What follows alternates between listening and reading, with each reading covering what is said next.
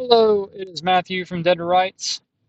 In the last week and a half, there's been two stories that are basically the same story, and to me, they're incredible. I'm going to caveat that because it's not incredible in the way of like most things are incredible, like, oh, wow, that's so cool. It's more incredible in the fact of, well, of course, it was bound to happen at some point. And these two stories, one of them happened basically in the last 24 hours, and the other happened almost 2 weeks ago. Uh, and like I said, they're basically the same story, and it goes something like this. About 2 weeks ago, a little bit less than that, in Thailand, there was a man who is a keeper of lions. And you probably can already guess where the story goes. But no shock, no surprise. The lion killed the zookeeper and mauled him to death. And if that weren't enough, if that didn't tell you something, well, in the last 24 hours in, I think, Oklahoma, a man was taming tigers, and a tiger mauled him to death. And it has gotten me thinking, what kind of deadly animals am I handling in life that I'm pretending I can tame and that I can manage? The reality is this: lions and tigers are meant to kill you. They just are. Now a human might not be the prey that they typically look for. They might look for gazelles or zebras or any other kind of life in the jungle for a tiger. But the reality is, nothing stops a lion from considering a man as his prey. And if you consistently put yourself in front of the jaws and the paws of a lion or of a tiger, all it takes is for that lion or that tiger, that beast, to consider that maybe it's a little bit hungry today. And maybe the food that you usually bring it isn't satisfying enough to it, that there is an instinct behind its eyes that sets itself out to kill and eat whatever is in front of it, as long as it believes that it can overpower that creature. And it was the case in these two people's lives, that they were ended because of a foolish conception that I can tame a beast that is meant, that is bred over millennia to kill and to eat and to tear apart. Well, it's foolish. And you might can say, well, there's a lot of people who, you know, they tame tigers all the time, they tame lions all the time, but, you know, a pug, a dog, a Yorkshire Terrier has never mauled an owner to death because it's not bred to do that. No, it might bite its owner. It might get upset and angry, and it might lash out against a human, but it doesn't have the power behind it to completely destroy life. And as long as you pretend, you might go a long time, and there might be some tamers who go their whole life working with these animals, but the instinct has not gone away. The desire to kill has not gone away. They're just something that is preventing that animal from unleashing its full power against that human that is caring for it. But the instinct has not been taken out of the animal. It only takes a moment for the animal to destroy the life that's in front of it. And I consider that for the Christian, for myself in my life, sin is the lion. And how often am I seeking to tame sin? Oh, I can get away with this. Oh, I can play around and I can pretend like I have power over it. That I won't do enough for it to kill me. It's not going to kill me if I just feed it a little bit. If I just take care of it, then that sin ravage my life like it has ravaged so many other lives. Oh, I can tame it, can I? And I might go a long time in my life. Maybe it's conceit, maybe it's envy, maybe it's anger and bitterness, maybe it's lust, or just greed and selfishness of my heart that I am just playing around with every day, pretending that it's not a lion that seeks to kill me. I'm reminded of the story of Cain and Abel.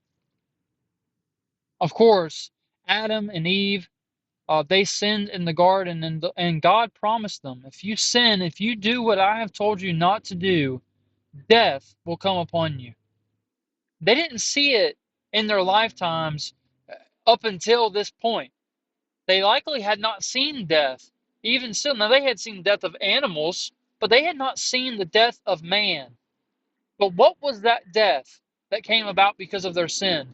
It wasn't simply, oh, I sinned and now we're going to die after a long life and it's going to be a life of peace. No, because of sin, sin brought suffering into the world. And God showed this when he cursed Adam and said, out of pain and suffering you will harvest from the earth, and through thorns you will gain your crops. But when they had their children, it was Cain who looked at Abel with hatred and with envy because God had accepted his brother Abel. But it was sin that was causing Cain to not be accepted. And what did God come to say to Cain except that sin lies crouching at the door, and you must overcome it. But Cain was unable to overcome his sin. He played around for who knows how long with anger and bitterness toward his brother. And over time, that sin, like a lion, crept at his door, waiting to destroy his life. And it did when it culminated in his murdering of his own brother. And Adam and Eve saw the result of their choice, that their sin did not just affect them, but it murdered their own son. That the choices that Adam made, it, it, it, it resulted in death, not just for themselves, but for their own children, not just death from an end of days, but a shortened life. That was shortened because of sin, because their son had let sin creep around at the door, and when he stepped outside, it launched a vicious assault on him because he thought that he could control it, but he could not overcome his sin. And what does James say? Except that desire, when it is fully conceived, gives birth to sin, and sin, when it has its full effect, it results itself in death. It is the natural course of things now. The desire, my evil desire, it starts as just desire, and I think, oh, I can handle this. It's okay if I just want this. It's okay if I just want a little bit more money. If I just want that woman that I see. If I just want to have revenge on someone who's hurt me or harmed me, that's okay for me to desire, right? Oh, but that desire, it soon gives birth to sin. And sin, so quickly, it results in death. And like Adam, it's not just death on our account, but it oftentimes leads to the suffering of other people. My sin doesn't just affect me. When I have envy toward another person, when I have jealous bitterness toward another person, I don't just suffer myself, but I suffer that other person to my own sin. And I believe it was Paul who said that Satan himself prowls around like a roaring lion seeking someone to devour. And I think that Paul was probably looking at the story of Cain when God said, sin is crouching at the door. Paul is looking at our adversary, the enemy, the devil, who introduced temptation to Adam and Eve. who brought that desire that you could be like God into Eve's mind, where she would partake of the apple or the fruit of the tree and enter into sin and death, and Adam along with her. See, Satan himself prowls around using sin like a lion so that he might devour us. And how often do I play around with it, pretending that it's not going to kill me? That my sin isn't that bad. Oh, it's okay if I just look. But what does Jesus say? If you look at a woman lustfully, you have already committed adultery. If you hate your brother, you have already committed murder, because the sin lies within us, seeking to destroy us. And like these tamers in Thailand and in Oklahoma, oh, we go a long time not seeing the effect of it. But in a moment, in an instant that we don't recognize, it has already grabbed us in its teeth and sunk its teeth into our necks, and we are done. See, sin is not something we can play with. It's not something I can play with, and I have to confess that I do daily play around with sin and desire and temptation, pretending that it's not going to try to kill me or kill my family or kill my son.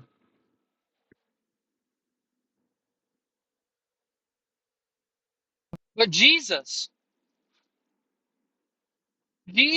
has wrestled power from sin and death. The power of sin is broken.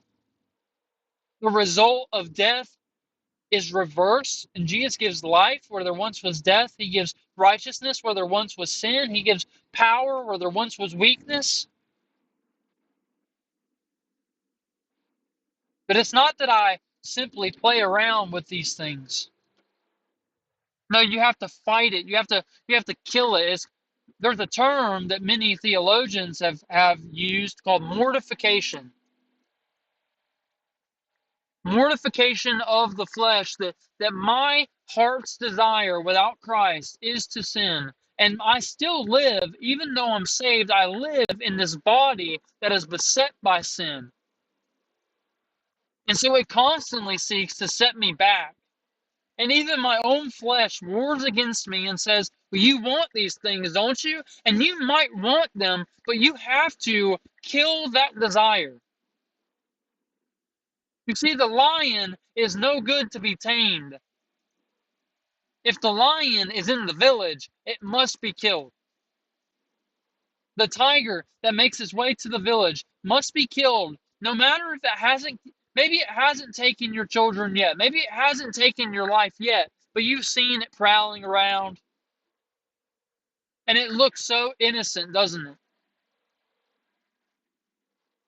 But soon as it gets comfortable to sit and wait at your door, you step outside, you see it, and before you know it, it has already gotten you.